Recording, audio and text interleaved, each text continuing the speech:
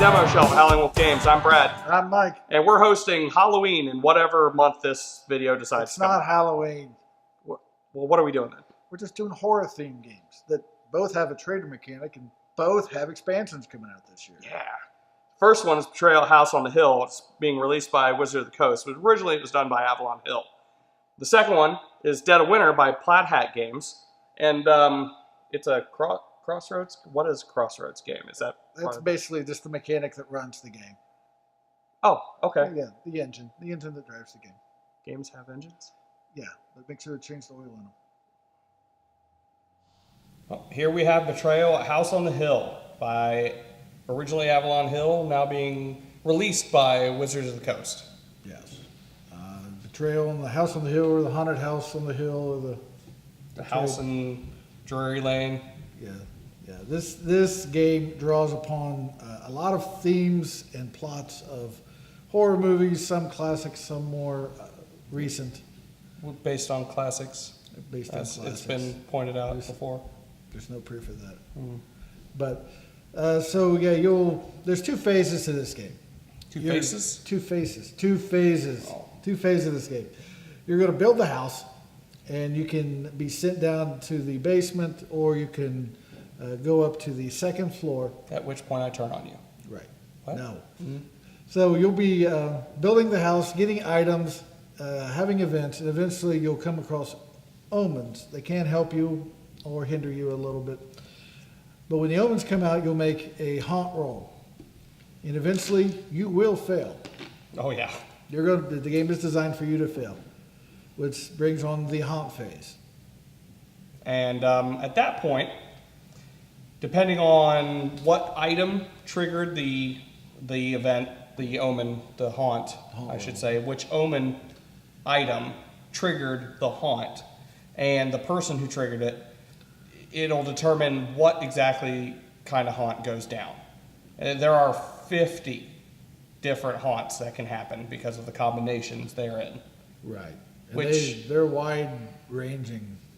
Yes. Lots of different scenarios that, again, like we said, were based off of classic movies. I think there's a Frankenstein one. There's some vampire ones, ghosts, all kinds of different stuff. Yeah, haunt doesn't necessarily mean ghosts in this instance. No, I've played an alien haunt. So some indescribable evil pops up and takes over the mansion. Right.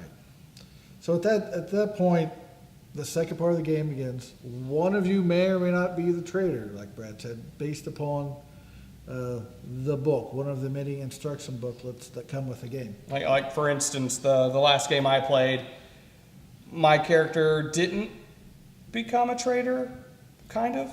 No. He just died. Yeah, your character died, but then you controlled what killed the beasties. Yeah, that killed you, so you controlled them. Right. So at that point, it's not always one against all, but it can be. Yes. So everyone will have a different set of rules and ways to win. And that's how the game goes. Now, I will say, don't be intimidated by all the pieces. There's lots of pieces. Lots and lots of pieces. That symbolize different things, from hidden stairways to items. And then monsters of different sorts, and even some of the monsters can mean the same thing. Yeah, they kind of share. Yeah. They share things. Which is probably for the best. Yes. But so that would be more pieces. Yes. If they didn't share. So don't be intimidated by those. You'll figure those out pretty quickly. And I said there's over 50 haunts. This version came out in 2010. The original version was 2004. Wizards of the Coast reprint 2010. Yeah, 2010. It seems to be about due for an update of some kind. An update, maybe a sequel or expansion. Ooh.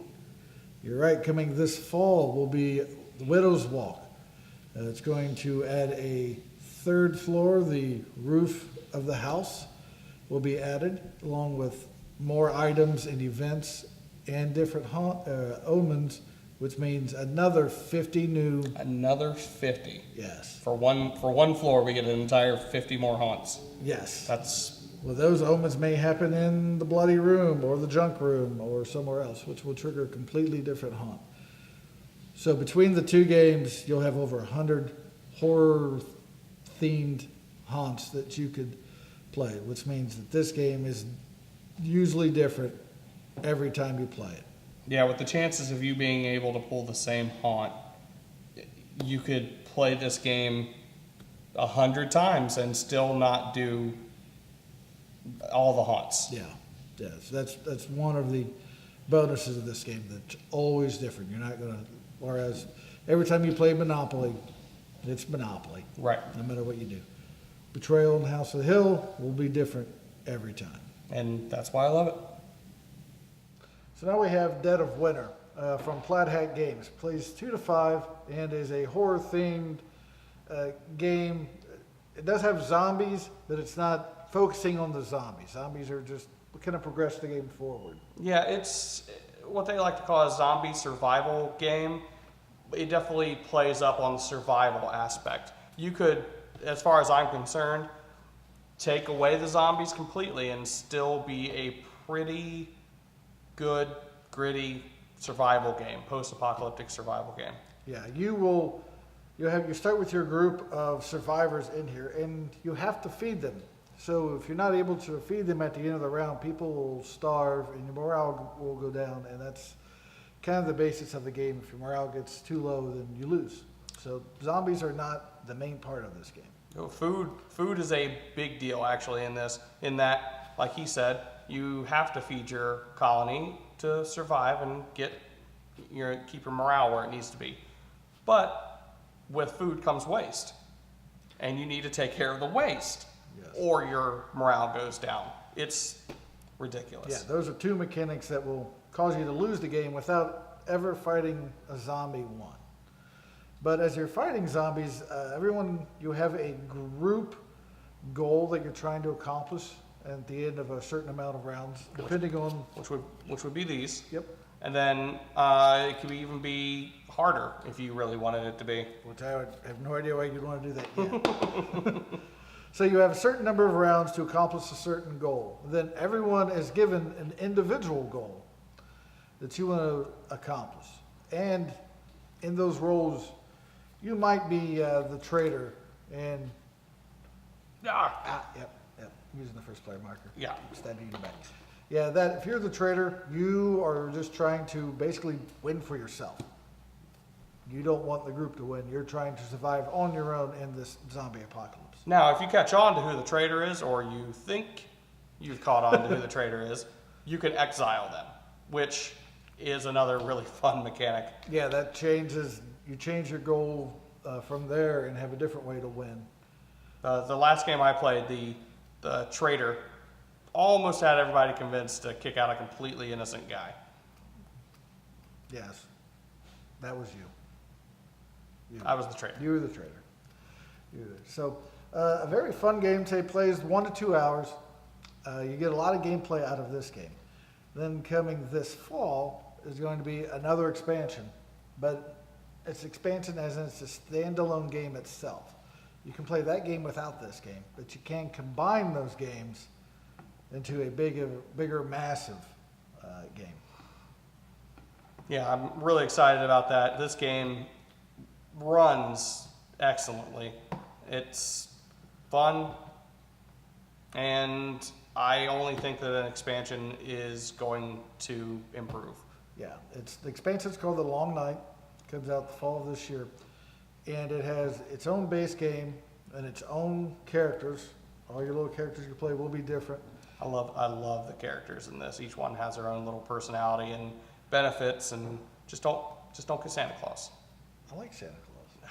No one else does. In the expansion, there's going to be a chimpanzee.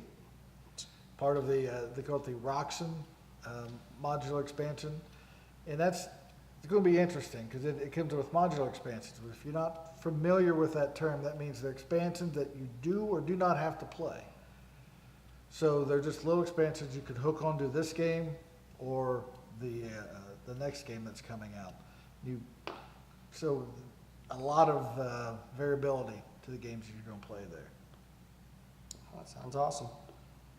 So that's going to be Dead of Winter. Look for the expansion this fall. Well, that's those games, and the expansion's coming out later this year. So definitely keep your eyes open for that. Come in here, play them, and I will do everything possible to be the trader every single time. Aren't you usually the trader in life? Well, time to box up this episode. I'm Brad. I'm Mike. Make sure to follow us and subscribe.